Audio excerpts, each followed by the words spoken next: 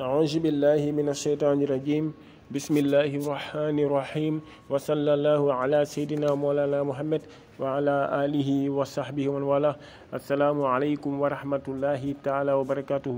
ñoo ngi nuyu mbokk jullit yëpp di leen ñaanal yàlla subhanahu wa taala yàlla nangul ñu suñu jaamu yàlla rëcce yàlla subhanahu wa taala jégal ñu ko su ko defee rek ñu ñëwaat si Al Khalifa TV di ñaan mbokk yi rek ñu gën a abonné si chaîne bi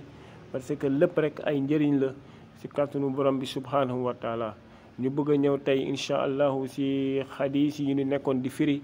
tey incha allahu ñu ñëw si xadis bi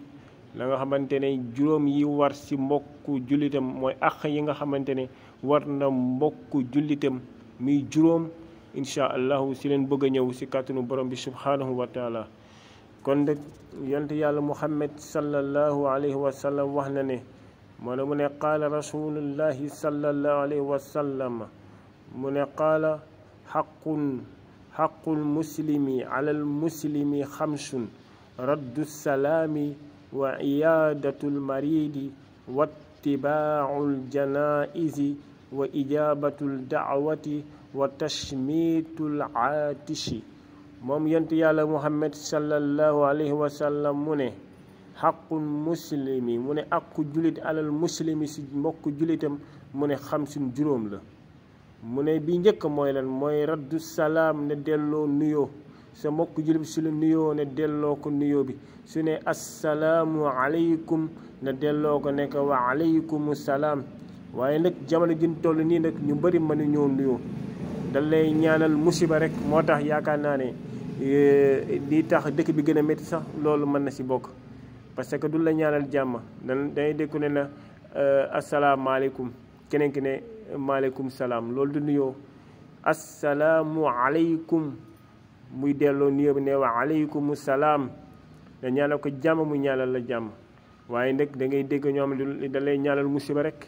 kon su ko defee rek ñu bàyyi si xel bu baax beneen bi mooy ban ñaareel bi mooy wa iyaadatul marid mooy seetu ab ku feebar soo amee sa mbokk jullit mu feebar na dem seeti ko àq la si yow sa mbokk jullit feebar na dem seeti ko ñetteel bi mooy ban mooy wattibaaul janaiz mooy gunge ab néew waaw war na sa mbokk jullit faatu na dem gunge ko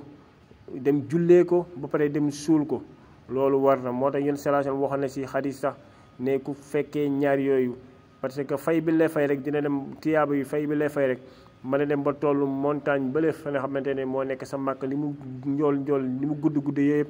tiyaaba bi day dem ba toll noonu kon su ko defee rek am na solo lool sa mbokk jullit faatu waaye bul xool kii am na wala amul bu si lijjanti loolu yëpp bul xool kii fii la nekk wala fee la féete déedéet jullit la rek su faatoo war na dem fekkee jullee bi ba pare jël ko rob ko ñeenteel bi mooy ban mooy wa ijaabatul daawa mooy wuyu aji woote képp koo xamante ni invité la rek yow war na dem àq la na dem wuyu ko bu dee amoo ngant bu dee day ngénte mu woo la mu invité la su boobaa soo amul ngant da nga ko war a wuyu ji bu dee dee mariage naka noonu bu dee tamit dafa am loo xamante ne kéetal wala leen lu mën doon mu invité la rek war na yow na dem wuyu ko bu dee amoo ngant juróomeel bi mooy ban mooy wa tasmiitul aatisi mooy ndokkeel aji issooli ki nga xamante ne nee na dafa issooli rek mu ne alhamdulillah